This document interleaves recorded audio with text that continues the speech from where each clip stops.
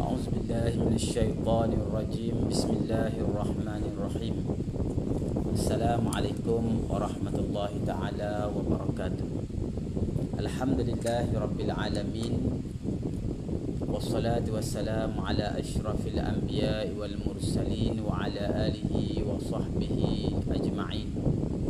Alhamdulillah, pertamanya kita manjatkan syukur pada Allah Subhanahu wa taala kerana pada malam ini kita dapat bersama-sama dalam program Kelantan Berhikayat yang dipersembahkan kepada tuan-tuan oleh Perbadanan Muzium di Kelantan.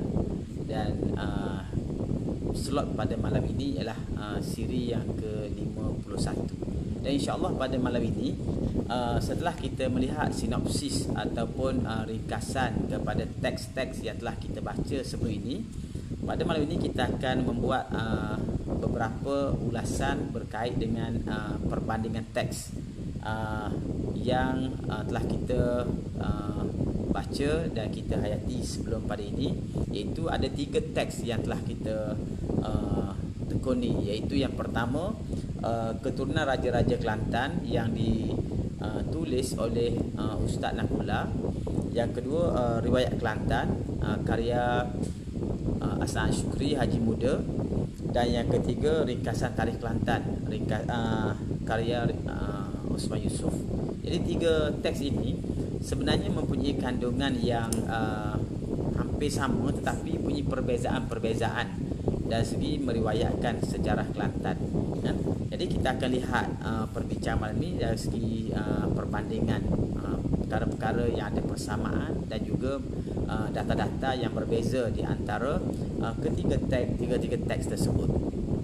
Baik, yang pertama kita lihat dahulu dari segi kandungan umum ketiga-tiga teks ini, di mana dalam teks yang pertama Keturunan Raja-Raja Kelantan, kita dapati bahawa penulis telah mengemukakan satu lintasan sejarah Kelantan untuk satu jangka masa yang panjang sekitar 2000 tahun secara ringkas, di mana penulis telah mengemukakan apakah sejarah awal Kelantan, khususnya yang berlangsung pada zaman purba. Penulis memberi fokus kepada peristiwa-peristiwa sejarah ataupun kerajaan-kerajaan yang wujud pada zaman purba, bermula dengan Yawadwipa yang dikatakan telah wujud pada sekitar awal abad yang pertama. Jadi perbincangan Keturunan Raja-Raja Kelantan itu membawa tempoh yang panjang daripada zaman Kripawarman pada awal abad yang pertama sehinggalah kepada zaman Long Yunus, Dan antara fokus dalam perbincangan ini, beliau telah menjelaskan kewujudan beberapa kerajaan besar, iaitu Yawadwipa yang disebut dalam sebutan Sanskritnya Yawadwipa, ataupun dalam sebutan Cina Shepo Chao. Itu satu kerajaan yang mengambil masa sekitar 600 ke 700 tahun. Di mana di situ kata penulis Kelantan tu dikenali dengan beberapa nama, antaranya Medang Kemulan, Medang Gana, Tanah Kala ataupun Kala Tanah, yang disebut oleh Cina sebagai Holotan atau Kolotan. Kemudian terakhir sekali ialah zaman Tanah Merah ataupun Citu, ataupun sebutan Indianya Raktamritika. Itu sehingga abad yang ke-6 menurut penulis. Kemudian muncul Kerajaan Sriwijaya. Kerajaan Sriwijaya didakwa oleh penulis bermula di Kelantan, kemudian berkembang sampai ke Palembang dan menguasai kawasan-kawasan utama di Nusantara. Kemudian berpecah semula. Yang berpecah itu satu berpusat di Palembang ataupun Jambi, satu lagi berpusat di Kelantan. Makanya di Kelantan itulah yang dikenali sebagai Medang Bumi ataupun Amdan Negara. Dan ketika inilah bermulanya kemunculan nama Tanah Serendah Sekebun Bunga. Kemudian secara ringkas juga penulis telah menyebutkan bahawa selepas zaman Sriwijaya muncul satu zaman baru yang disebut Sampugita. Sampugita itu disebut oleh Cina Samfosi. Dia membezakan sebutan Cina terhadap Palembang yang selalu disebut sebagai Sili Fosi. Sili Fosi itu Palembang, Sang Fosi itu Kelantan. Berdasarkan jarak-jarak pelayaran dan seumpamanya. Kemudian memasuki abad ke-11 muncul kerajaan baru di Kelantan, iaitu Jawaka dan Melayur. Kemudian pada abad yang ke-14 Majapahit. Zaman Majapahit itulah dikenali sebagai cermin ataupun cermin Jeddah. Dan selepas itu barulah muncul zaman-zaman yang baru sebab abad yang ke-16 seperti Petani, dan akhirnya kemunculan dinasti Loyunus. Itu kandungan secara umum. Sedangkan dalam riwayat Kelantan sebenarnya penulis cuba mengemukakan bahawa Kelantan itu sebuah kerajaan yang sudah tua, dan penulis walau bagaimanapun gagal menyatakan apakah bentuk kerajaan dan siapakah pemerintah-pemerintahnya. Cuma dinyatakan bahawa berdasarkan shilling dinamas yang ditemui di Kota Kebalabu bertarikh 1191 itu membuktikan telah wujud kerajaan tua di Kelantan, dan rajanya bernama Al-Mutawakkil atau bergelar Al-Mutawakkil. Dan penulis juga menyebutkan sebenarnya selepas itulah baru muncul satu kerajaan yang dipanggil Tanah Serendah Sekebun Bunga, yang diperintah oleh seorang raja yang dikenali sebagai Seri Maharaja Puteri. Dan di ketika inilah, kata beliau, Islam mula masuk di Kelantan. Walau bagaimanapun dalam manuskrip ringkasan tarikh Kelantan yang ditulis oleh Osman Yusof langsung tidak disebutkan tentang sejarah Kelantan yang awal. Osman Yusof memulakan kisahnya ataupun hikayatnya dengan menyebutkan bahawa sejarah Kelantan itu bermula dengan kisah Puteri Sado. Dia memulakan dengan kisah Puteri Sado. Jadi semua kisah yang awal itu tidak dinyatakan. Jadi dari sini bila kita membandingkan tiga teks ini dalam konteks yang pertama, iaitu kisah Kelantan, sejarah Kelantan pada zaman purba, memang hal ini hanya disinggung oleh Nakula dalam tulisannya. Dia menulis dengan agak terperinci, walaupun tidak terlalu detail, tapi menjelaskan kewujudan kerajaan-kerajaan dan tempoh sekurang-kurangnya 1700 tahun. Menjelaskan kewujudan kerajaan-kerajaan atau empayar-empayar yang ada di Kelantan, dan berselang-seli di celah itu dia nyatakan nama raja-rajanya, walaupun tidak dinyatakan ke semua raja-raja itu, tapi dinyatakan raja-raja yang utama seperti Kripawarman, Jayanaga, sampailah kepada Raja Gautama dan seumpamanya, yang menjadi raja-raja yang besar yang merintah Kelantan. Riwayat Kelantan memang tidak menyebut langsung kerajaan-kerajaan purba sebelum abad yang ke-12. Abad ke-12 itu pun yang dikemukakan oleh penulis hanyalah bersandarkan kepada maklumat yang disebut oleh Datuk Perdana di dalam kitab Geografi dan Tarikh Kelantan berkait dengan penemuan shilling itu. Dan itulah yang dijadikan hujah bahawa telah wujud kerajaan Kelantan sekitar 1000 ataupun 800 tahun sebelum bangkitnya kerajaan moden hari ini. Jadi itulah kalau kita dapat gambarkan pada latar belakangnya, di mana fokus perbincangan ialah berkisar kepada perkara yang berbeza pada peringkat awal. Walau bagaimanapun apabila memasuki abad yang ke-19, bermula daripada kita katakan akhir abad yang ke-17, iaitu bermula daripada zaman Loyunus pada akhir abad yang ke-18, ketiga-tiga teks telah menyebutkan tentang kemunculan kerajaan-kerajaan yang wujud selepas zaman Jembal, iaitu kebangkitan Loyunus secara khususnya, ataupun sebelum itu ada persaingan ataupun krisis politik yang berlaku di antara kerajaan yang berpusat di Pekanbagan Datu dengan Kota Kebalabu. Jadi sebenarnya teks-teks yang ditulis oleh Hasan Syukri dan juga Osman Yusof memberikan tumpuan dan fokus dia kepada kerajaan Loyunus ataupun proses pembentukan dan kerajaan raja secara detail. Adapun Ustaz Nakula, beliau tidak memberikan perhatian kepada kajian Yunus, walaupun disebut dinyatakan secara ringkas sebagaimana kenyataan-kenyataan beliau yang ringkas tentang kerajaan-kerajaan sebelumnya. Hanya dinyatakan pembentukan kerajaan dan siapa raja-rajanya dan tempoh di antara 1765 sehinggalah zaman Sultan Ismail Petra. Kerana teks yang ditulis oleh Ustaz Nakula itu ditulis pada 1981, 2 tahun selepas Sultan Ismail menggantikan ayahandanya sebagai Sultan Kelantan. Jadi perbincangan itu difokuskan kepada semua raja-raja. Maka raja dalam dinasti Yunus itu hanya disebut secara sepintas lalu oleh Ustaz Nakula. Sedangkan riwayat Kelantan dan juga riwayat tarikh atau ringkasan tarikh Kelantan, konten utama perbincangan itu difokuskan kepada kerajaan ataupun dinasti Yunus yang memerintah daripada akhir abad yang ke-18 sehinggalah awal abad yang ke-20. Kerana teks yang ditulis oleh As'ad Syukri dan juga Osman Yusof adalah sezaman.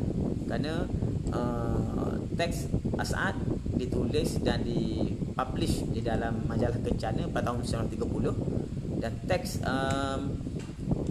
Osman Yusof juga ditulis pada 1930, di mana kisah mereka berakhir pada 1927, pada tarikh yang hampir sama. Baik, yang kedua, kita boleh melihat perbandingan yang kedua ialah berkenaan dengan kisah Cik Siti Wang Kembang sebagai seorang raja yang menjadi legenda dan batu tanda kepada sejarah Kelantan, di mana boleh kita katakan hampir semua orang yang mencatat ataupun menulis ataupun menceritakan kisah kekerajaanan di Kelantan, mereka akan menyebutkan bahawa Cik Siti adalah seorang raja besar yang menjadi legenda di Kelantan. Dalam hal Cik Siti Wang Kembang sebagai seorang raja besar di peringkat awal, sebenarnya dalam keturunan raja-raja Kelantan yang tulis oleh Ustaz Nakula, beliau hampir tidak menyebut tentang Cik Siti Wang Kembang. Di sinilah kita lihat ada satu perbezaan yang besar dalam teks-teks ini, oleh kerana Ustaz Nakula memberi fokus kepada empayar-empayar atau kerajaan-kerajaan, dan beliau tidak menyinggung tentang raja-rajanya secara serius. Maka ketika menyebut kemunculan kerajaan-kerajaan yang terkemudian seperti kerajaan Majapahit, kemudian pada zaman Majapahit itulah sebenarnya memulakan era baru Kelantan apabila keturunan Raja Suran yang disebut dalam perbincangan teksnya. Kita ketahui di Raja Suran, kemudian Raja Iskandar, kemudian Sultan Mansur, yang pada zaman-zaman yang kemudian itu, akhirnya pada hujung zaman Johor Riau, Kelantan diperintah oleh Cik Siti Wang Kembang. Dan hal ini tidak disebut langsung, kecuali yang disebut oleh Ustaz Nakula ialah pada abad yang ke-17 itu ketika zaman pemerintahan raja-raja perempuan di Patani, telah muncul seorang pahlawan perempuan yang bernama Cik Siti. Jadi sebut mereka seperti itu, Cik Siti, dan Cik Siti terlibat dalam peperangan mempertahankan negeri-negeri Melayu dalam peperangan dengan Siam di Ligur. Jadi kita tidak dapat menemui sebarang maklumat yang jelas tentang siapakah Cik Siti, bagaimanakah kerajaannya, di manakah kedudukannya. Kerana hal itu kita boleh katakan tidak disebut langsung oleh Ustaz Nakula. Adapun dalam riwayat Kelantan yang ditulis oleh As'ad Syukri, satu data yang agak menarik dikemukakan oleh beliau berbeza dengan pandangan-pandangan penulis atau pengkaji lain, di mana As'ad telah menyatakan bahawa pada satu zaman di Kelantan ini telah muncul seorang raja yang disebut sebagai Cik Siti Jarum Begini. Biasanya kita menyebut Cik Siti Wang Kembang. Dan hampir semua riwayat dalam penulisan teks-teks persejarahan Kelantan menyebut raja tersebut dengan nama Cik Siti Wang Kembang, tetapi Hasan Syukri menyebutnya dengan nama Cik Siti Jarum Bergiling. Nah, ini yang kita boleh katakan sebagai perbezaan besar dari segi nama tokoh itu. Kemudian disebutkan oleh As'ad berdasarkan riwayat-riwayat lisan. Kata beliau, ini riwayat lisan disebut oleh orang Kelantan yang dikutip oleh beliau, mengatakan bahawa Cik Siti Jarum Bergiling ini asalnya beliau adalah seorang bayi perempuan yang ditemui di dalam rumpun bulu. Ini satu kita kata mitos yang selalu dikaitkan dengan raja-raja Kelantan, sama ada berasal daripada rumpun buluh, betung dan rumpun buluh dan seumpamanya, dan dinyatakan bahawa Cik Siti itu seorang bayi perempuan ditemui oleh sepasang suami isteri yang bernama Awan Selamat dan juga Mak Sang Kelembai. Jadi Mak Sang Kelembai ini dia dengar ada seorang bayi sedang menangis di dalam hutan, lalu dia mencari dan menemui seorang bayi di dalam satu rumpunan buluh. Penulis sendiri sebenarnya menolak mitos ini kerana Hasan Syukri sebagaimana kita ketahui beliau agak saintifik dalam tulisan-tulisannya. Jadi pada beliau mengatakan lebih munasabah ialah untuk menerima ada kisah-kisah lisan yang menyebut bahawa pada satu masa dahulu ada raja daripada Hindustan, daripada India, yang kalah perang, kemudian lari bersama isterinya dan akhirnya pergi ke Kelantan. Dan dalam perjalanan itu isterinya telah melahirkan anak, dan anak itu ditinggalkan dalam satu rumpun buluh. Anak itulah yang ditemui oleh Mak Sang Kelembai dan juga Awan Selamat, bukannya anak rumpun buluh itu. Jadi kata beliau Cik Siti ataupun Cik Siti Jarum Bergiling itu disebut itu, kemudian diambil oleh Mak Sang Kelembai dan suaminya, lalu dipelihara sehingga besar dan menjadi seorang gadis yang sangat cantik, berbeza dengan gadis-gadis lain. Sebab itulah As'ad cenderung mengatakan kecantikan Cik Siti itu kerana dia bukan daripada bangsa yang sama dengan Mak Sang Kelembai. Dia lebih cenderung mengatakan itulah puteri kepada raja Hindustan.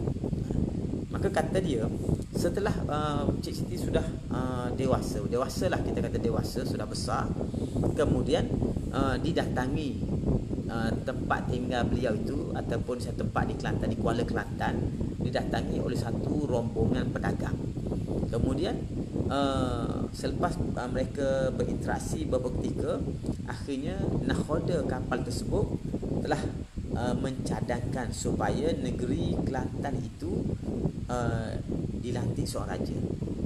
Dan akhirnya Cik Siti telah diangkat menjadi raja dan nakhoda tersebut dijadikan kita kata menterinya ataupun bendaharanya. Maka disitulah kata As'ad bermulanya kerajaan di Kelantan. Dengan tidak nyatakan tarikh, tapi dinyatakan bahawa disitulah bermulanya pada zaman Cik Siti Jarum Bergiling ni. Dan Cik Siti selepas menjadi raja dan disebutkan dengan Daulat Tuanku, maka Cik Siti itu digelarkan orang sebagai Seri Maharaja Puteri dan berkerajaan di Cerantegayung. Cerantegayung itu sekarang ni sebenarnya di kawasan Melo, Cerantegayung. Dan di kawasan Melo itu ada kampung Cerantegayung. Dikatakan berkerajaan di Cerantegayung dan kerajaannya bernama Tanah Serendah Sekebun Bunga. Dan di akhir kisah Cik Siti ini nyatakan bahawa Cik Siti telah mengambil seorang puteri Raja Jembal, dijadikan anak angkat bernama Puteri Sadong. Selepas itu barulah penulis beralih kepada kisah Puteri Sadong. Adapun di dalam ringkasan tarikh Kelantan dinyatakan begini, bahawa satu masa Kelantan itu dikenali sebagai Tanah Serendah Sekebun Bunga. Tidak ada beza dari segi namanya dengan apa disebut oleh Hasan Syukri. Dan dikatakan Kelantan diperintah oleh seorang raja bernama Cik Siti. Cik Siti itu dengan tidak disebut Cik Siti Jarum Bergiling ataupun Cik Siti Wang Kembang, tapi kita boleh faham mungkin maksud dia Cik Siti Wang Kembang. Di mana dinyatakan secara ringkas sahaja. Sebenarnya tarikh ringkasan tarikh Kelantan itu tidak memberi fokus pun kepada kisah Cik Siti Wang Kembang, kerana yang diberi fokus adalah kepada kisah Puteri Sadong. Lalu dinyatakan bahawa Cik Siti itu ialah ibu angkat kepada Puteri Sadong, yang kita katakan Puteri Sadong itu diambil oleh Cik Siti, dijadikan anak angkatnya. Kemudian kisah berikutnya itu terus dibahaskan berkenaan dengan peristiwa-peristiwa yang berlaku pada zaman Puteri Sadong. Jadi sini kita dapat lihat sebenarnya fokus kepada latar belakang berkenaan dengan Cik Siti dalam 3 teks itu hanya disinggung secara detail oleh Hasan Asyukri. Walaupun Hasan Asyukri sendiri beberapa kali mempertikaikan elemen-elemen mitos di dalam pensejarahan legenda Cik Siti itu. Tapi dibincangkan dengan hebat berbanding dengan Ustaz Nakula dan Osman Yusof yang hanya menyebut secara sepintas lalu, kita kata sebagai 2 baris sahaja, yang membahaskan tentang kedudukan Cik Siti dalam sejarah Kelantan. Baik. Kemudian yang ketiga ialah berkenaan dengan kisah Raja Jembal. Raja Jembal ini ialah sebuah kerajaan yang muncul di Kelantan, dikatakan telah muncul pada abad yang ke-17. Abad yang ke-17 dan memerintah Kelantan pada bahagian utara. Jembal tu sebenarnya nama sejenis jambu jembal. Jadi oleh kerana di situ ada pokok jambu jembal yang besar, maka dikenali tempat itu dengan nama Kampung Jembal ataupun sekali Kota Jembal, dan kerajaannya disebut Kerajaan Jembal. Tetapi dalam banyak perbincangan teks sebenarnya pusat pentadbiran itu sudah disebut sebagai Kota Pengkalan Datu ataupun Kerajaan Pengkalan Datu yang dirujuk kepada Kerajaan Jembal. Dari sudut perbincangan hal berkaitan Kerajaan Jembal ini, bila kita meneliti 3 teks ini, kita dapati ketiga-tiga teks ini memberikan maklumat yang berbeza. Yang pertama, kita lihat dari segi pandangan Ustaz Abdul Nakula, di mana Ustaz Nakula mengatakan bahawa sebenarnya Kerajaan Jembal itu muncul bermula dengan kebangkitan Sultan Adiluddin sebagai Raja Jembal. Sultan Adiluddin ini ialah nama tabal bagi Raja Loyo. Itu menurut Ustaz Nakula, di mana kata beliau Raja Loyo ataupun Sultan Adiluddin itu ialah anak anda kepada Nik Jamaluddin, iaitu Datu Kelantan. Dulu sistem dalam kerajaan petani, wilayah-wilayah ini yang ditakluk oleh petani diperintah oleh gubernur-gubernur yang dipanggil Datu ataupun sistem kedatuan itu. Maka salah seorang Datu Kelantan itu ialah Nik Jamaluddin, dan beliau menyebut bahawa Nik Jamaluddin itu sebenarnya ialah seorang putera daripada keturunan Sultan Wan Bo Tri Tri ataupun Sultan Abu Abdullah. Wan Bo Tri Wan Abu Abdullah ni atau Wan Bo Tri Tri ini ialah raja negara Champa. Dan sebelum dia raja negara Champa, Sultan Wan Bo Tri Tri ini beliau merupakan putera daripada keturunan Syed Ali Nurul Alam, iaitu putera kepada Syed Hussein Jabal Al-Kubra. Dan Ustaz Nakula menyebut secara langsung bahawa Raja-Raja Jembal itu ialah berasal daripada keturunan Rasulullah sallallahu alaihi wasallam melalui jalur Syed Hussein Jabal Al-Kubra. Itu pengasasnya. Kemudian disebutkan secara agak detail oleh Ustaz Nakula bahawa sesudah kemangkatan Sultan Adiluddin atau Raja Loyo, beliau digantikan oleh putera adindanya yang bernama Sultan Samiruddin. Setelah itu putera Sultan Samiruddin yang bernama Sultan Abdul Qadir menggantikan ayahnya dan diikuti oleh ananda Sultan Abdul Qadir yang dikatakan bernama Raja Sakti I. Itulah raja-raja awal negeri Jembal. Kemudian Ustaz Nakula menyebut lagi bahawa pada zaman Raja Sakti I itu telah berlaku rampasan kuasa, iaitu Raja Abdullah, seorang putera yang mungkin berkerajaan di tempat lain tak dinyatakan, tapi Raja Abdullah itu disebut telah merampas kuasa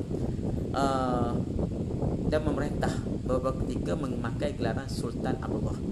Kemudian selepas kemakatan Sultan Abdullah itu, beliau digantikan oleh seorang raja yang baru, katanya adinda beliau, yang bernama Raja Rahim ataupun Sultan Ibrahim. Dan oleh kerana Sultan Ibrahim ini memerintah hanya beberapa tahun, 3 ke 4 tahun, tetapi memerintah dengan zalim, maka Raja Sakti yang digulingkan tadi, kata Ustaz Nahbullah, telah bangkit merampas kuasa, bukan mahu menggulingkan Sultan Ibrahim, sekaligus baginda telah menguasai kerajaan Patani pada akhir zaman Raja Kuning, lebih sekitar tahun 1620. Maka Raja Sakti itu bukan hanya dapat menguasai semula kerajaan Jembal dan membunuh Sultan Abdul Rahim, tetapi baginda juga dapat menguasai kerajaan Patani, yang menyebabkan Patani Raya yang punya 42 wilayah itu telah dikuasai oleh Kelantan. Dan kata beliau, sesudah itu Raja Sakti digantikan pula oleh puteranya yang bernama Raja Omar. Selepas Raja Omar atau Sultan Omar itu, Sultan Omar digantikan oleh menantunya Long Bahar. Dan Long Bahar itulah saya anggap sebagai raja terakhir kerajaan Jembal, kerana Long Bahar itu bukan putera tetapi menantu kepada Raja Jembal. Selepas itu Raja-Raja Kelantan dah daripada keturunan Long Bahar. Dan beliau juga menyebutkan bahawa selepas zaman Raja Sakti, di sekitar zaman Raja Omar, Sultan Omar itu, Kelantan telah dikuasai semula oleh Patani yang diperintah oleh Raja Mas Kelantan. Dan Raja Mas telah membahagikan Kelantan itu kepada 2 wilayah, iaitu satu kerajaan yang berpusat di Pekal Datu yang disebut Raja Jembal tadi, dan satu lagi ialah kerajaan yang berpusat di Kota Kumalabu. Jadi Kelantan tu ada 2 kerajaan. Jadi Sungai Kelantan itu dianggap sebagai sempadan kerajaan timur dan kerajaan barat. Itu berlaku selepas daripada zaman Raja Mas Kelantan.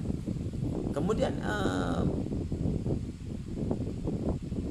beliau menyebut juga bahawa selepas pembahagian tersebut, maka di Kelantan Barat ataupun yang berpusat di Kota Kumalabu diperintah oleh Tuan Sulong, iaitu kekanda kepada Long Bahar. Adapun kerajaan yang berpusat di Kelantan Timur ataupun di Pekal Datu diperintah oleh Long Bahar dan diikuti oleh puteranya Long Sulaiman. Maka dalam abad yang ke-18 itu, pergolakan politik itu berlega di antara perebutan pengaruh, kuasa dan juga perang saudara di antara putera-putera Tuan Sulong yang menguasai Kota Kumalabu dan putera kepada Long Bahar yang menjadi penguasa di Kota Pekal Datu. Sedangkan Tuan Sulong dan Long Bahar itu adik-beradik. Itu dari sudut maklumat atau pandangan yang diberikan oleh Ustaz Nahbullah berkenaan dengan sejarah Kota Jembal atau Kerajaan Jembal di dalam bukunya Keturunan Raja-Raja Kelantan. Kemudian sebagai perbandingan, apabila kita melihat riwayat Kelantan itu dari Hasan Syukri, Hasan Syukri itu membawa satu maklumat baru yang sama sekali bertentangan, tetapi lebih berbentuk mitos. Legenda yang digambarkan itu seperti ini.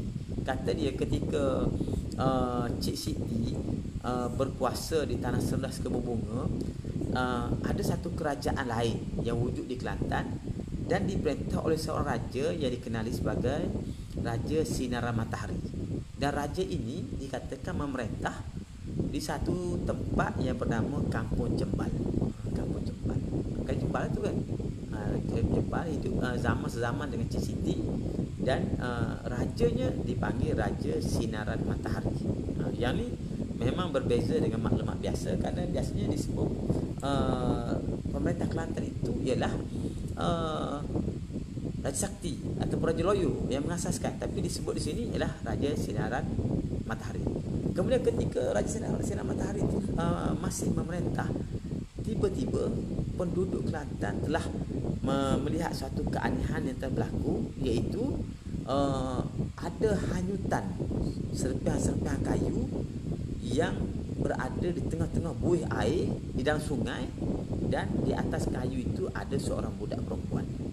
Maka rakyat Kelantan telah mengambil budak perempuan itu lalu dipersembahkan kepada Raja Sinaran Matahari. Jadi budak perempuan tu umur berapa, besar mana, kita tak tahu, tak dinyatakan. Tetapi yang dinyatakan selepas gadis ini diserahkan kepada Raja Sinaran Matahari, maka Raja Sinaran Matahari itu telah menjadikan gadis tersebut sebagai isterinya atau permaisuri. Dalam riwayat-riwayat lain biasa disebut bahawa gadis ini yang ditemui dalam buih air itu bernama Puteri Manikemian. Puteri Manikemian. Tapi kita tak tahu, wallahu alam, adakah orang yang sama atau berbeza, tapi cuma disebut seorang gadis yang ditemui di atas serpihan kayu di dalam buih air dan sungai, dan puteri itu telah dikahwinkan ataupun dikahwini oleh Raja Sinaran selepas rakyat baginda mempersembahkan puteri tersebut kepada baginda. Kemudian disebut bahawa puteri ini dengan tak dinyatakan dengan detail, tapi dinyatakan bahawa puteri ini kemudian melahirkan 3 orang anak, dan tak dinyatakan siapakah anak-anak itu. Cuma dinyatakan bahawa 3 orang anak itu, salah seorang daripada anaknya itu melahirkan Puteri Sadong, dan Puteri Sadong itu semasa masih kecil telah diambil oleh Cik Siti dijadikan anak angkat. Jadi dalam hal ini juga sekali lagi Hasan Syukri itu cenderung mengatakan bahawa Raja Sinaran Matahari dan juga puteri yang ditemui di dalam buih sungai itu, buih air itu, ialah raja daripada negeri Hindustan. Jadi Cik Siti pun Hindustan, yang ni pun Hindustan. Itu pendapat Hasan Syukri. Wallahu alam, kita pun tak pasti, tapi itulah pendapat Hasan Syukri, kerana Hasan Syukri itu cenderung mengatakan bahawa elemen-elemen mitos itu sepatutnya ditiadakan dan dinyatakan dengan saintifik atau secara jelas siapakah atau bagaimanakah asal usulnya. Itu menurut Hasan Syukri.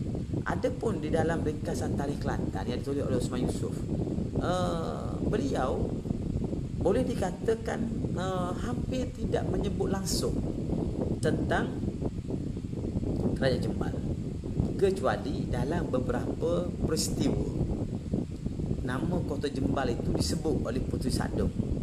Misalnya Puteri Sadong ketika dia berhadapan dengan Raja Siam, dia menyebutkan dia bersumpah dengan dia sebagai keturunan Raja Jembal. Tetapi kita memang tidak menemui sebarang kisah yang disebut berkait dengan Jembal, khusus menceritakan peristiwa-peristiwa yang berlaku dalam Kerajaan Jembal. Tidak ada. Yang ada itu ialah Puteri Sadong yang dikatakan cucu kepada Raja Jembal, dan yang lain-lain itu saya rasa hampir tak ada. Tak ada siapa nama rajanya, bagaimana hal keadaan kerajaan dia, tokoh-tokohnya, semua tidak dinyatakan oleh Osman Yusof. Jadi di sini kalau kita membandingkan di antara ketiga-tiga teks ini, kita telah mendapati bahawa teks yang ditulis oleh Osman Yusof telah menggugurkan sepenuhnya kisah ataupun latar belakang sejarah berkenaan dengan Kerajaan Jembal, sebagaimana beliau juga sebelum itu telah menggugurkan kisah-kisah berkait dengan Cik Siti Wang Kembar. Nama Cik Siti dan nama Raja Jembal itu hanya disebut secara ringkas dan sepintas lalu, hanya untuk mengaitkan bahawa ketika zaman Cik Siti ada kerajaan nama Jembal, dan mengaitkan Jembal dengan keluarga asal Puteri Sadong. Sedangkan di dalam tulisan Ustaz Nakula dan juga Hasan Syukri, kita dapati perbincangan berkenaan dengan asal usul jembal itu dinyatakan dengan terperinci. Misalnya Ustaz Nakula menyebut secara terperinci raja-rajanya, walaupun nanti bila kita meneliti teks-teks yang lain, kita akan mendapati pertentangan maklumat yang akan berlaku, kerana beliau menyebutkan asal usul keturunan Raja Jembal itu daripada keturunan Rasulullah melalui Sayyid Usaijah beliau Kubra dan putranya Sayyid Ali Nur Alam. Kemudian keturunan Sayyid Ali Nur Alam yang dikenali sebagai Sultan 1433 yang menjadi raja di Champa. Kemudian dari keturunan 1433 itu lahir Nik Jamaluddin. Nik Jamaluddin yang dijadikan gubernur ataupun datu di Kelantan, di Kampung Jembal. Jadi kampung itu asalnya Kampung Jembal, ada pokok jembal. Kemudian oleh kerana Sungai Kemasin itu dijadikan laluan masuk ke kota-kota yang berada di bukan pedalaman tapi agak jauh daripada pantai, dan di Sungai Kemasin itu, salah satu anak Sungai Kemasin itu ada tempat yang dijadikan pelabuhan ataupun kita katakan pengkalan, dan pengkalan itu disebut dengan nama Pengkalan Datu. Kenapa? Kerana datu-datu Kelantan itu biasanya mendarat di situ berhampiran dengan kota mereka di Jembal. Jadi saya bukan datu. Maka dalam beberapa teks termasuk oleh Nakula dan juga oleh Hasan Syukri, mereka menyebutkan bahawa ada kerajaan yang bernama Kerajaan Bekalan Datu, Pengkalan Datu ataupun Bekalan Datu. Itu depend pada ejaan-ejaan lah. Bekalan Datu, sebutan pada Bekalan Datu. Oleh kerana Kala Datu, jadi Kala itu pengkalan atau bekalan. Dia sebut bekalan. Jadi itu sebenarnya disebut oleh Hasan Syukri sebagai tapak permulaan kerajaan. Jadi dalam hal ini nampaknya Ustaz Nakula dan Hasan Syukri ini dia cuba menyebut secara jelas siapakah pengasasnya dan daripada mana asal usulnya.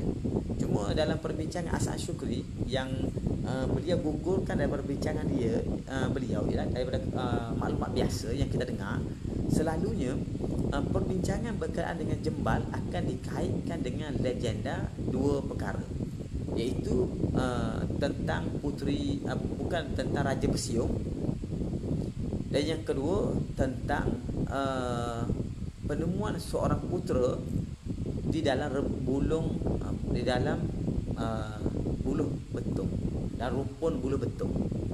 Maka sampai sekarang pun masih menjadi kepercayaan bagi keturunan Jembal bahawa mereka tidak boleh makan rebung buluh betung, kerana dipercaya ada tulah ataupun ada sumpahan-sumpahan tertentu yang kalau mereka makan ataupun menggunakan buluh betung ni untuk tujuan tertentu, mereka akan bisa jadi penyakit atau disebut penyakit pecah belah. Orang Melayu sebut penyakit pecah belah, kulit-kulit dia jadi pecah-pecah kan. Jadi tapi unsur itu telah dikeluarkan oleh Hasan Syukri. Maka As'ad tu menyebut bahawa Raja Jembal itu yang asal itu ialah bernama Raja Sinaran Matahari, dan tak dinyatakan daripada mana asal dia, siapa orangnya, tak dinyatakan. Dia disebut Raja Sinaran Matahari memerintah satu negeri, dan dinyatakan bahawa kedatangan seorang gadis. Dia bukan datang, dia hanyut di dalam buih air. Lalu puteri itu dipersembahkan kepada Raja Sinaran Matahari dan dijadikan isterinya. Itu kisah Raja Jembal yang disebut. Tak detail sangat, cuma disebut daripada situlah Raja Sinaran Matahari mendapat 3 orang putera, dan salah seorang cucunya daripada salah seorang putera itu bernama Puteri Sakti. Jadi yang nak dijelaskan sebenarnya oleh As'ad ialah asal usul Puteri Sakdum, bukannya asal usul kepada Raja Jembal. Tapi oleh kerana Sakdum terlahir dalam keluarga Jembal, maka disebut sebenarnya tentang Raja Jembal. Tapi yang memang sangat menarik adalah perbincangan yang dikemukakan oleh Ustaz Nakula. Kerana Ustaz Nakula tu menyebutkan satu persatu titihan raja-raja Jembal, bermula dengan Wan Abdullah atau Wan Putri, kemudian Said ataupun Jamaluddin. Kemudian yang disebut itu yang menjadi betul-betul raja itu bermula dengan Raja Sultan Adiluddin atau Raja Loyo. Itu yang dinyatakan dengan jelas. Walaupun bahawa yang asal itu namanya Sultan Adiluddin. Selepas itu barulah dinyatakan keturunan-keturunannya apabila adinda Sultan Adiluddin itu Sultan Samiruddin menjadi raja. Kemudian barulah Sultan Abdul Qadir dan Raja Sakti.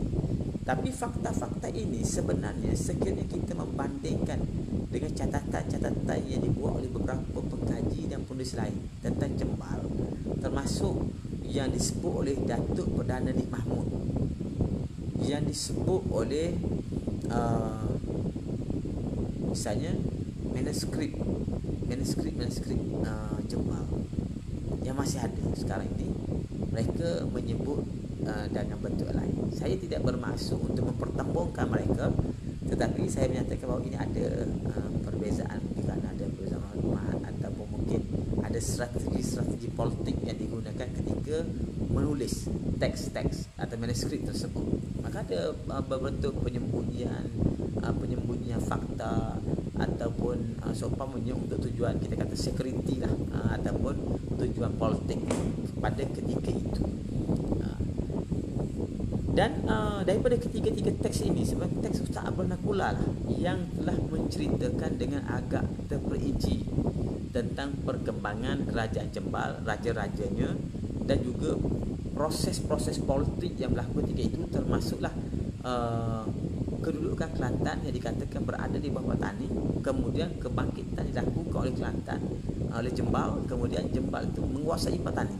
Itu keadaan-keadaan yang digambarkan oleh Ustaz Nakula dalam memperkatakan tentang kerajaan Jembal. Jadi di sini kita boleh katakan banyak maklumat, walaupun kita tak pasti adakah maklumat itu tepat atau tidak, lebih detail, kerana riwayat Kelantan sendiri hanya memberikan gambar yang umum semata-mata untuk menyatakan asal usul Puteri Sagedung saja. Apakah kisah, apakah rajanya, apakah pembesarnya, isu-isu politik yang berlaku tak dinyatakan. Jadi nyata bahawa Raja Sinar Matahari itu ialah ayah kepada 3 orang putera, dan salah seorang putera itu melahirkan Puteri Sagedung. Itu saja yang disebut. Sedangkan Osman Yusof boleh kita katakan bahawa beliau hampir tidak menyebut langsung berkenaan dengan kedudukan ataupun status kerajaan Jembal sebagai salah satu daripada kerajaan yang penting pada abad yang ke-16 ataupun yang abad ke-17 di Kelantan. Itu berkenaan dengan Jembal. Kemudian antara maklumat yang penting juga boleh kita lihat dalam perbincangan sejarah Kelantan yang dikemukakan oleh ketiga-tiga penulis, ialah legenda Puteri Sagedung. Sebenarnya Puteri Sagedung ni kisah tentang Puteri Sagedung ini telah dicatatkan dengan agak detail dalam 2 manuskrip yang kita belum baca. InsyaAllah kalau ada rezeki kita akan baca sedikit. 2 manuskrip ini, yang pertama satu manuskrip yang ditulis oleh seorang penulis, dan meski itu sekarang ni ada tersimpan di Pustaka Negara. Pustaka Negara, saya lupa nombor dia, MS112 kata silap, dengan tajuk Hikayat Puteri Sagedung, yang menceritakan hanya bukan Puteri Sagedung saja. Kemudian ada satu manuskrip lagi yang dimiliki oleh Ustaz Wan Muhammad Sawi, arwah Ustaz Muhammad Sawi, dan manuskrip tersebut juga bertajuk Puteri Sagedung. Dan sebenarnya dari segi tarikh, manuskrip yang ditulis, yang dipunyai oleh Ustaz Masawi ataupun salinan yang ada pada beliau itu bertarikh 1829. itu antara manuskrip yang paling tua di Kelantan. Sedangkan catatan yang dibuat oleh yang tersimpan di Pustaka Negara itu manuskrip yang disalin pada 1836. Ada beza sekitar 6 atau 7 tahun dari segi umur. Itu manuskrip khusus berkait dengan Puteri Sadong. Tapi kisah-kisah Puteri Sadong itu sebenarnya disentuh dalam banyak buku ataupun dalam banyak manuskrip ataupun sejarah awal Kelantan yang ditulis oleh orang zaman dahulu, kan. Kemudian kalau kita melihat kepada ketiga-tiga dokumen ataupun tiga-tiga manuskrip yang telah kita baca itu, kita dapati bahawa Ustaz Nakula dalam Keturunan Raja-Raja hanya menyatakan satu perkara berkenaan Puteri Sadong, itu bahawa Puteri Sadong itu adalah anak anda kepada Sultan Adiluddin dengan nama asalnya Puteri Mariam. Itu Puteri Mariam tu nama asal dia, kemudian terkenal dengan gelaran Puteri Sadong. Sedangkan dalam perbincangan Ustaz Nakula, dia menyebut bahawa di Kelantan itu ada dua tokoh yang bernama Puteri Sadong. Jadi oleh kerana kita tidak bincang detail dalam hari ini, jadi tak perlulah kita buat perbandingan yang satu yang dua itu, kan. Disebut bahawa satu masa dulu ada seorang raja perempuan yang menentang Kelantan bergelar Puteri Sadong yang satu, Puteri Sadong satu. Ada pun Raja Puteri Mariam, ananda kepada Sultan Adiluddin ini, kata beliau ialah bernama Puteri Mariam. Kemudian disebutkan beliau adalah Puteri Sadong II di Kelantan. Kemudian yang berbeza di antara teks Keturunan Raja-Raja dengan teks riwayat Kelantan dan juga teks ringkasan tarikh Kelantan, yang berbeza di antara teks-teks ini ialah apabila Ustaz Abdul Nakula tidak memberi fokus langsung kepada Puteri Sadong, hanya menyebutkan Puteri Sadong itu adalah ananda kepada Sultan Adiluddin. Pun begitu, beliau memberi sedikit komen ataupun sedikit perbincangan berkenaan dengan Raja Abdullah. Raja Abdullah itu adalah suami kepada Puteri Sadong, yang diberitahu bahawa Raja Abdullah pada zaman Raja Sakti I telah bertindak merampas kuasa, kemudian membina kotanya, pusat pemerintahannya berpusat di Kota Jelasi. Kita kena ingat Kota Jelasi. Sebenarnya maklumat-maklumat ini agak bersimpang siur tentang pusat pentadbiran. Kalau kita lihat di sini nyatakan oleh Ustaz Nakula Kota Jelasi, sedangkan riwayat Kelantan menyebut kota yang pertama dibina oleh Raja Abdullah selepas baginda menjadi raja ialah Kota Cetok di Pasir Mas, di sebelah sana Sungai Kelantan. Di sebelah sana lah Cetok kan. Dalam Cetok ni dalam sekarang dalam perjalanan daripada Lemal ataupun daripada Bulatan, daripada Salor ni kan, zaman Salor Bulatan tu kita ambil ke kiri melalui Lemal. Selepas Lemal itu kita akan temui Bukit Panau, simpang ke Bukit Panau dan sebagainya, baru kita bertemu dengan satu tempat bernama Cetok. Cetok tu satu kawasan perkampungan yang terletak di tebing Sungai Kelantan di sebelah Pasir Mas. Di sebelah Pasir Mas. Sedangkan Kota Jelasi ialah kota yang berada di sebelah Kota Baru, tetapi di kawasan Pitu Geng sekarang.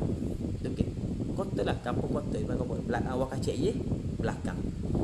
Mungkin dari segi kedudukan tidak setentang, tetapi kedua-duanya di pinggir Sungai Kelantan pada site yang berbeza. Dan disebut juga oleh Hasan Syukri, selepas beberapa ketika di Kota Cetok, barulah Raja Abdullah memindahkan kerajaannya ke Kota Jelasi.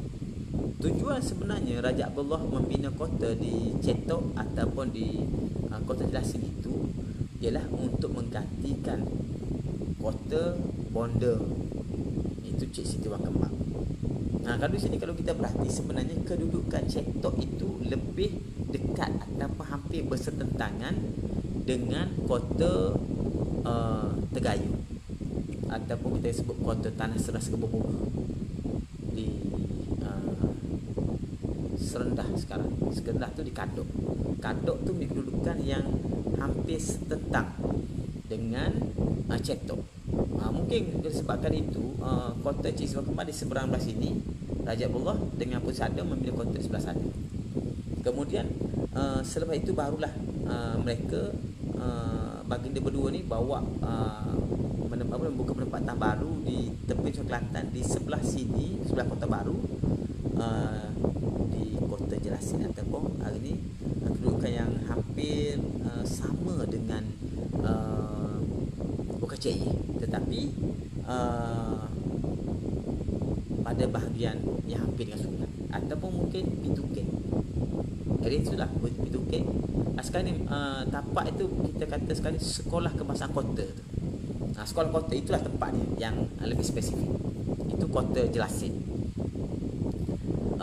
Kemudian disebut juga oleh Ustaz Naqullah bahawa tentang Puteri Sadong ini selepas daripada pemerintahan Raja Abdullah yang merampas kuasa daripada Jembal, baginda digantikan oleh adindanya bernama Sultan Abdul Rahim. Selepas 2, 3, 4 tahun, oleh kerana dia seorang raja yang zalim, akhirnya Raja Sakti dapat menjatuhkan. Tapi kisah itu berkisah tentang Raja Abdullah dan Raja Abdul Rahim. Sultan Abdullah dan Sultan Abdul Rahim tanpa mengemukakan secara serius watak Puteri Sadong yang menjadi legenda. Ini pendekatan yang digunakan oleh Ustaz Naqullah dalam menjelaskan raja-raja Kelantan. Mungkin boleh jadi kerana Puteri Sadong itu walaupun baginda adalah ananda kepada Raja Jembal dan dikira sebagai pewaris takhta kepada kerajaan Cik Siwa Kembang, tetapi oleh kerana ketika mereka mengambil alih kerajaan, yang menjadi raja itu adalah Raja Abdullah, maka watak Puteri Sadong itu dihilangkan oleh Ustaz Naqullah. Kemudian dalam riwayat Kelantan, As'ad Syukri memberikan maklumat yang sekali lagi berbeza, di mana As'ad Syukri itu menyebut bahawa Puteri Sadong itu ialah seorang puteri dalam keluarga Jembal, tetapi dengan menyebut bahawa baginda adalah cucunda kepada Raja Sinar Matahari. Raja Sinar Matahari itu ada 3 putera. Salah seorang putera ada anak yang bernama Puteri Sadong, dengan tak dinyatakan siapakah ayahandanya. Kemudian diberitahu pada kita bahawa selepas Puteri Sadong dilahirkan, tiba-tiba Cik Siti Jarum Bergiling itu yang tidak mempunyai anak telah memohon kepada Raja Sinar Matahari supaya Puteri Sadong tu diberikan kepadanya sebagai anak angkat. Maka disebutkan bahawa selepas sekian lama atau beberapa ketika berada di tanah segeras Kebun-Bunga di Kota Kebun-Bunga di Serendah, Kota Serendah itu kan. Kemudian akhirnya Puteri Sadong dikahwinkan dengan seorang putera Jembal juga yang bernama Raja Abdullah. Raja Abdullah. Tapi di sini kita dapati bahawa Raja Abdullah yang disebut oleh As'ad Syukri selepas mengahwini Puteri Sadong, beliau mereka baginda berdua ni diberikan satu tempat untuk dijadikan pusat pemerintahnya yang disebut sebagai Kota Jelasin. Di Kota Jelasin. Mula-mula dicetok pada Kota Jelasin, maka di Jelasin itulah Raja Abdullah berkerajaan dengan gelaran Sultan Abdullah, dan baginda berdua ni menggantikan bondanya Cik Siti Wang Kembang yang selepas perkahwinan itu menyerahkan kerajaan kepada Puteri Sadong dan suaminya Sultan Abdullah, lalu membawa diri bersemayam di satu tempat yang lain. Ada riwayat kata nama tempat tu Cik Siti Wang Gunung Cintawangsa. Bahkan ada juga orang menyebutkan bahawa Cik Siti ni pergi ke Nenggiri. Ada riwayat lain yang menyebut bahawa tempat yang dijadikan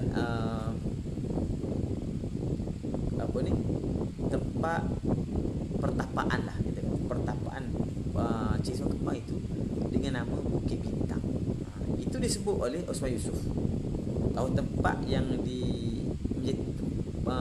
menjadi tempat tinggal bagi Cik Ismail Kembang selepas menyerahkan kerajaan kepada Puteri Sadong dan Sultan Abdullah. Dia pun berhijrah ke Bukit Bintang. Tapi bukan Bukit Bintang di Kuala Lumpur. Bukit Bintang di Kuala Lumpur lain. Jadi ni Bukit Bintang, satu tempat dalam Bukit Bintang di kawasan Hulu Kelantan. Kita pun tak tahu sebab ada kapal bintang di Terengganu. Di Kelantan tak ada kapal bintang kan. Tapi disebut Bukit Bintang nama tempat tu. Mungkin salah satu bukit-bukit tu namanya Bukit Bintang. Selepas itu selepas berada di Kota Jelasin,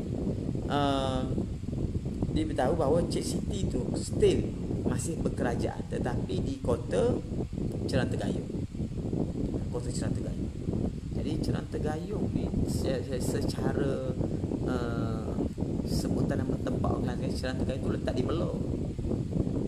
Memang di situ tidak mustahil juga kerana selepas pergolakan yang berlaku pada zaman Raja Abdullah, akhirnya adinda yang mengambil alih kerajaan telah membuka satu kota di kota Mahligai. Mahligai dengan Melor tu kira sebelah menyebelah lah kan. Cuma beza dia, Melor masuk dalam kawasan Kota Baru, Mahligai ni kita katakan masuk kawasan Bacok lah, sepadan Bacok. Itulah lebih kurang kan sekarang. Tapi memang tempat tu ada nama Kota Tegayung. Kemudian disebutkan juga bahawa ketika Puteri Sadong itu mulai terkenal kerana kecantikannya ataupun kerana keadilannya seumpamanya lah, maka telah sampai maklumat tentang kecantikan Puteri Sadong ini kepada Raja Siam.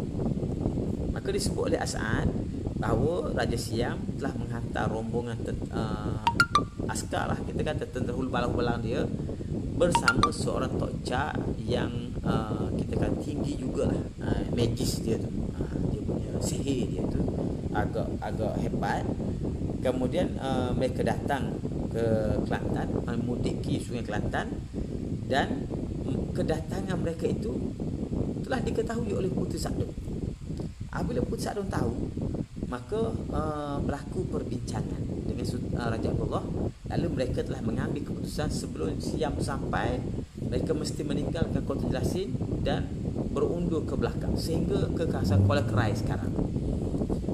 Dan di sini As'ad telah menyebutkan satu fakta yang mungkin penting, iaitu kata dia, ketika Raja Abdullah berada di tebing Sungai Kelantan di kawasan Kuala Kerai sekarang ni, tiba-tiba baginda melihat di Bukit Panau. Bukit Panau tu agak jauh juga kerana Bukit Panau tu sebenarnya bertentang, hampir bersetentang dengan kota Cik Siti, apa nama ni? Kota Serendah ataupun Tanah Serendah Sekebumi, hampir setentang. Jadi Raja Abdullah tu melihat di kawasan hulu di Bukit Panau itu ada pancaran-pancaran cahaya yang begitu jelas. Lalu disitulah kata Hasan Syukri, Raja Abdullah melihat pancaran cahaya itu dan menyebut sebagai kilatan. Kilatan, kilat lah, yang kilat menyambung, sabun menyambung tu kan. Dan daripada perkataan kilatan itulah akhirnya muncul perkataan Kelantan.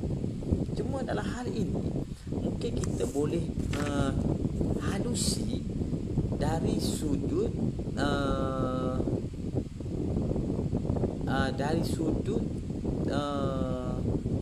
nama atau juga timeline. Timeline itu penting kerana ketika Raja Abdullah didakwa oleh As'ad Syukri menyebut perkataan kilatan itu, kemudian dijadikan nama negeri Kelantan. Dia adalah peristiwa yang berlaku pada abad yang ke-17. Sedangkan perkataan kilatan tu sudah digunakan pada dinar emas. Dinar emas tu didakwa bertarikh 577 Hijriah ataupun bersama dengan 1181 Masih, dan memang secara jelas pada salah satu muka dinar itu ditulis dalam tulisan Jawi Kaf Lam Ta Nun. KLTN, kilatan, kan, kilatan atau Kelantan, kilatan. Jadi wallahu alam, tapi itulah dakwaan yang dibuat oleh Hasan Syukri tentang kisah Raja Abdullah lari daripada istananya di Kota Yasin kerana takut dilanda oleh Siam. Kemudian selepas Raja Abdullah menyembunyikan diri beberapa ketika dalam hutan di kawasan Hulu itu, kita dapati bahawa rombongan Siam telah masuk ke Kota Jelasin dan mereka mendapati bahawa Puteri Sadong tidak ada. Dan disitulah peranan yang dimainkan oleh Tok Cha, kerana dibawa seorang Tok Cha atau Sami yang dia anggap sebagai Sami yang ada magis ataupun ada sihir-sihir yang hebat.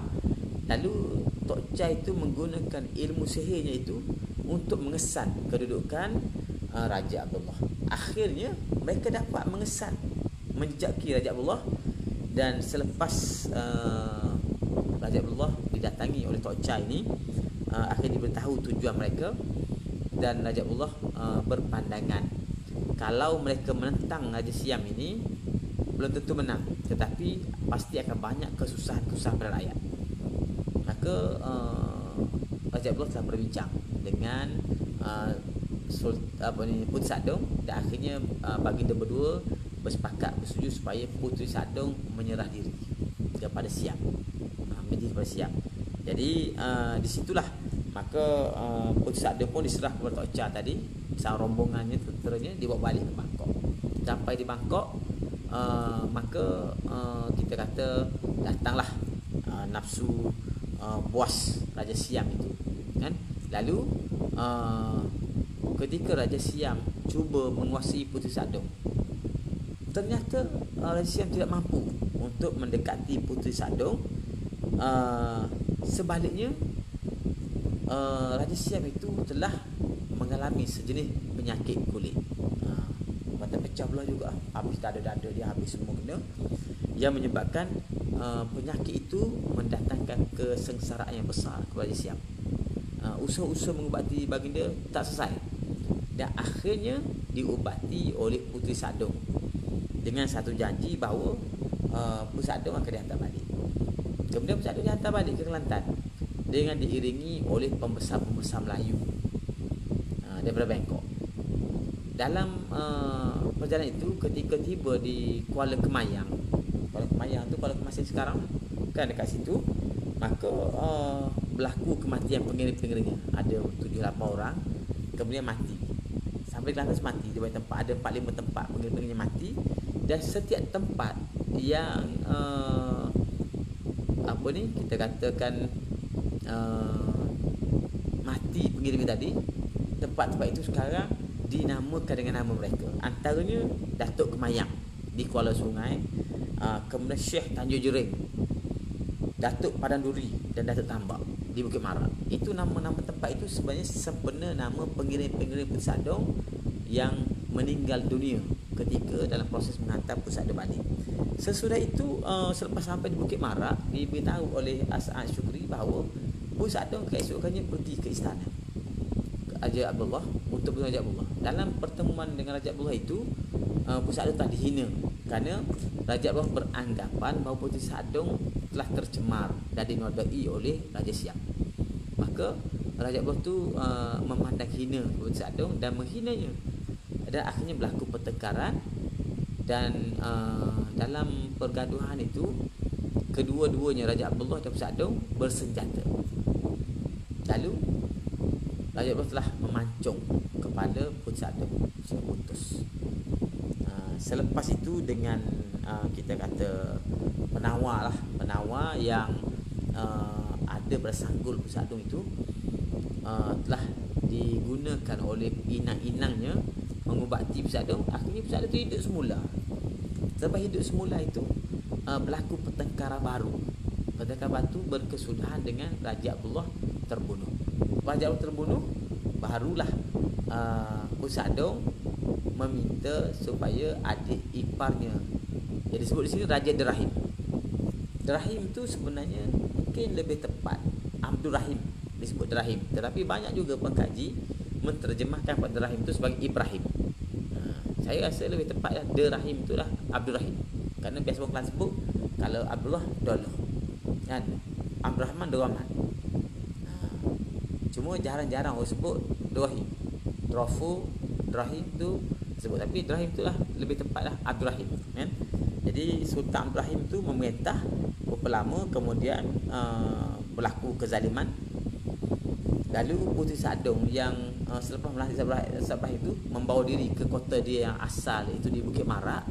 Maka di Bukit Marak itu dia kita kata beruzlah, tetapi disebabkan oleh kedatangan rakyat-rakyat baginda menghadap Puteri Sadong memberitahu bahawa Raja Rahim itu telah berlaku zalim. Akhirnya Puteri Sadong telah mengutusan untuk meninggalkan Bukit Marak, pergi juga ke Wudhu, supaya beliau tidak payah lagi bersusah-susah untuk memikirkan masalah negeri akibat kezaliman dilakukan oleh Raja Ibrahim. Itulah yang digambarkan oleh kita katakan oleh Hasan Shukri tentang kisah sejarah ringkas saya sebutkan.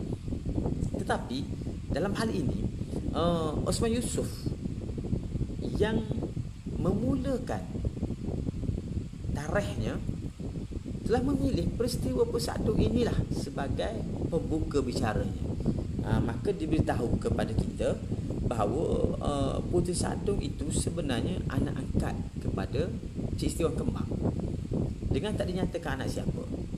Cuma diberitahu dia anak angkat kepada Cik Siti Wang Kembang. Kemudian ketika sudah dewasa, Puteri Sadong itu dikahwinkan dengan Raja Abdullah. Dan Osman Yusuf berbeza dengan Hasan Shukri kerana beliau menyatakan bahawa selepas perkahwinan itu Puteri Sadong dan Raja Abdullah telah membuka kota di Bukit Marak atau berkerajaan di Bukit Marak. Ini beza.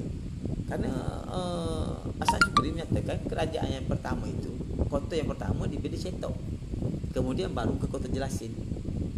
Apabila Sultan Ibrahim mengambil alih kerajaan, dipindahkan kota itu daripada kota Jelasin ke kota Mahligai. Adapun Puteri Sadong ke kota Bukit Marak.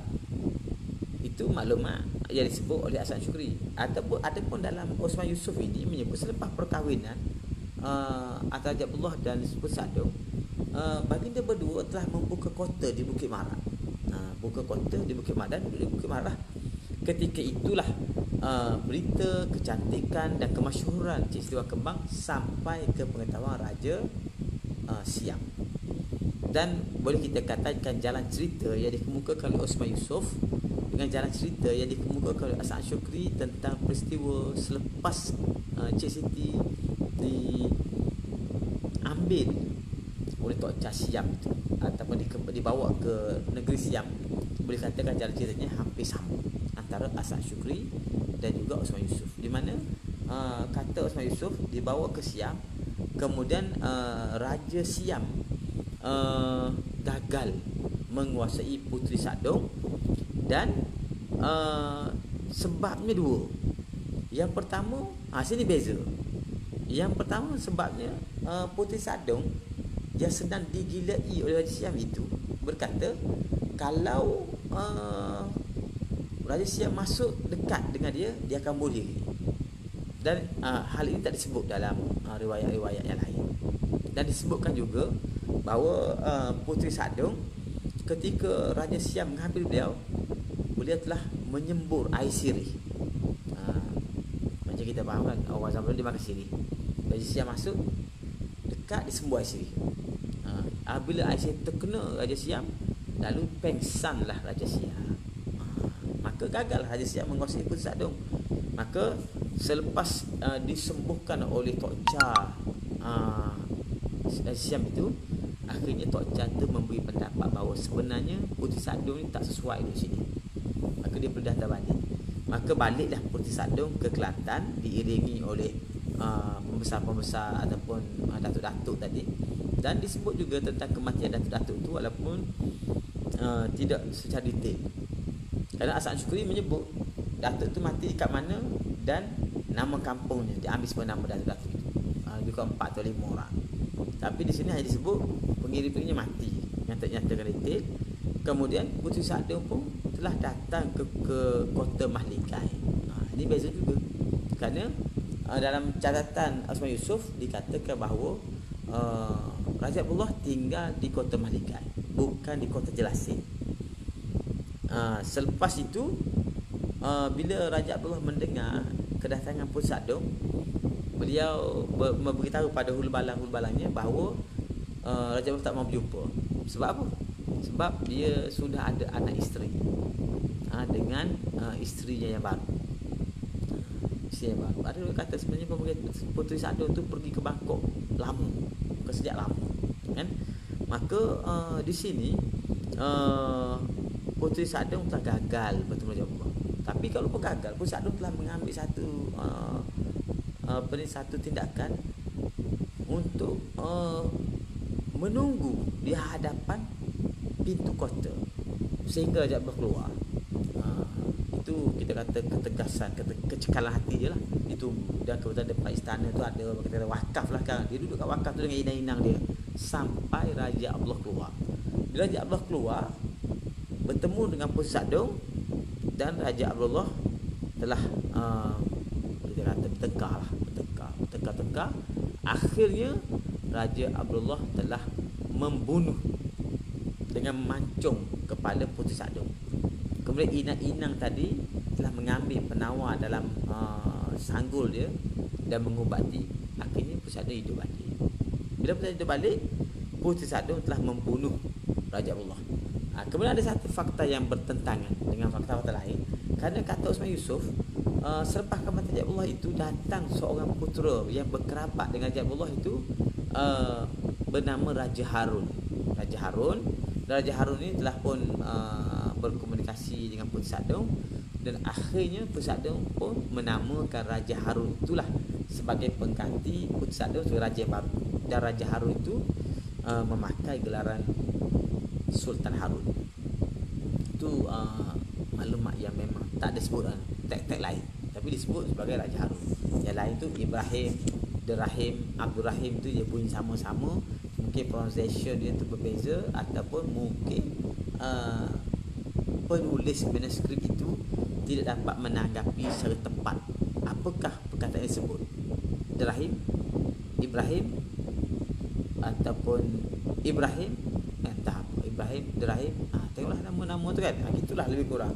Jadi di sini kita dapat lihat oleh kerana perbincangan tentang Puteri Sadung ni hanya ada pada dua teks, iaitu teks teks Hasan Shukri dan teks Osman Yusuf. Dan kalau kita bandingkan maklumat antara kedua-dua ini, yang berbeza ialah yang pertama, dalam teks riwayat Kelantan disebut secara jelas bahawa Puteri Sadung ini ialah cucu pada Raja Sinar Matahari. Adapun dalam tarikh Kelantan dia hanya disebut sebagai anak angkat kepada Puteri Sadung saja. Dia tak diberitahu daripada mana asal usul dia. Maka kita pun tak tahulah. Dasar maklumat kita tahu mana asal usul, tak dinyatakan oleh mereka. Selepas itu Raja Abdullah ataupun Puteri Sadung dikahwin dengan Raja Abdullah oleh Ciswa Kembang, dan mereka berkerajaan, diberikan tapak untuk dibinakan kota lah. Dan kemudian selepas itu Cik Siti pun menyerahkan kuasanya, maka Raja Abdullah itu bergelar Sultan Abdullah. Dalam hal ini kita dapati bahawa Hasan Shukri mengatakan bahawa kota yang dibina oleh Puteri Sadung ni ialah bertempat di Cetok, Pasir Mas. Kemudian baru berpindah kota Jelasin. Selepas kota Jelasin, lepas Raja Abdullah mangkat, barulah dipindah lagi kota itu ke Mahligai. Ada pun satu kota lagi ialah kota Bukit Marak, itu Puteri Sadung punya. Itu menurut Hasan Shukri. Ada pun menurut Osman Yusuf bahawa kota yang dibina oleh Puteri Sadong dengan Raja Abdullah itu ialah di Bukit Marak. Itu perbezaan kan. Kemudian kisah Raja Siam sama je kisahnya, mungkin ada sikit kurang atau sikit lebih, tapi generally sama. Kemudian yang berbeza lagi ialah pada pengganti antara Raja Ibrahim dengan Raja Harun. Itu tempat yang kita katakan berbeza di antara kedua teks ini. Yang lain tu hampir sama, kisah pembunuhan. Walaupun kita tahu riwayat lain tidak menyebut Puteri Sadong dibunuh. Yang disebutlah dalam pertengkaran itu, Puteri Sadong telah menikam Raja Abdullah dengan bercucuk sanggulnya. Tetapi dalam kedua-dua teks ini menyatakan bahawa Puteri Sadong itu dipancung oleh Raja Abdullah. Kemudian kedua-dua cerita itu memberitahu bahawa Puteri Sadong hidup kembali selepas letakkan penawar yang ada dalam sanggul dia. Kemudian berlaku pertengkaran baru, maka terbunuhlah Raja Abdullah. Jadi itu kisah kita katakan hampir sama turut teks ini, tapi tidak sama dengan teks-teks yang lain. Teks lain tidak menyebut tentang pembunuhan Puteri Sadong. Jadi itulah tuan-tuan sekalian, boleh kita gambarkan tentang apakah peristiwa-peristiwa yang berlaku pada peringkat awal. Yang saya sebut hari ini, membandingkan tiga teks ini, hanya memberi fokus kepada peristiwa-peristiwa dalam persejarahan Kelantan yang digambarkan oleh ketiga-tiga teks ini, bermula daripada awal penubuhan Kelantan sehinggalah berakhir dengan Puteri Sadong yang jembal.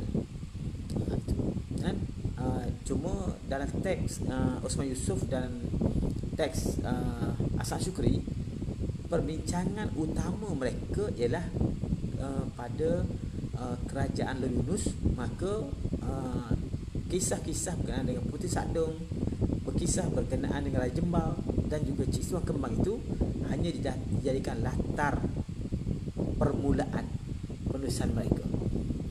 Tapi Asad Syukri membincang lebih detail berkenaan dengan ketiga-tiga tokoh, tiga-tiga kerajaan ataupun tiga-tiga tokoh ini, Raja Jembal, Puteri Sadong dan juga Cik Suang Kembang. Tapi Osman Yusof hanya memberi fokus ke satu saja, iaitu kepada Puteri Sadong. Yang lain tak dibincangkan secara detail, tak bincanglah. Jadi itulah tuan-tuan sekalian dapat kita kongsikan pada malam ini berkenaan dengan teks ini, tiga-tiga teks ini. Dan insya-Allah pada malam besok ialah siri terakhir untuk tahun 2021. Saya akan membuat sedikit lagi ulasan perbandingan teks antara ketiga-tiga teks ini dengan memberi fokus kepada pembentukan kerajaan Le Yunus dan juga peristiwa-peristiwa yang berlaku di dalam kerajaan Le Yunus daripada zaman Long Sulaiman sampailah kepada zaman Sultan Muhammad yang keempat, berakhir sekitar 1930-an atau 20-an. Dan walaupun Ustaz Nahula memanjangkan perbahasannya sampai kepada permulaan zaman Sultan Ismail Petra. Jadi insya-Allah kita akan sambung perbincangan ulasan teks ini dalam sesi berikutnya pada malam esok. Jangan lupa malam esok insya-Allah dalam sekitar pukul 9.30 kita akan mulakan perbincangan kita. Jadi insya-Allah kita jumpa lagi malam esok. Mudah-mudahan apa yang kita bincangkan pada malam ini boleh memberikan gambaran-gambaran. Adapun berkenaan dengan Puteri Sadong yang disebut dalam kedua-dua teks ini, kalau kita ada kesempatan pada masa akan datang, saya akan cuba untuk bincangkan dan membacakan teks Hikayat Puteri Sadong itu sendiri, sama ada versi Muhammad Saleh ataupun versi Pustaka Negara. Dua-duanya kita boleh bacakan insya-Allah. Jadi insya-Allah kita bertemu semula pada malam besok, Khamis. Sebab itu siri terakhir, siri yang ke-52 untuk tahun 2021. 21 dan insya-Allah kalau ada rezeki kita akan bacakan beberapa teks lain pada sesi akan datang pada tahun 2020 nanti. Wassallallahu ala sayyidina Muhammad wa ala alihi wa sahbihi wa baraka wa sallam. Walhamdulillahirabbil alamin. Wassalamualaikum warahmatullahi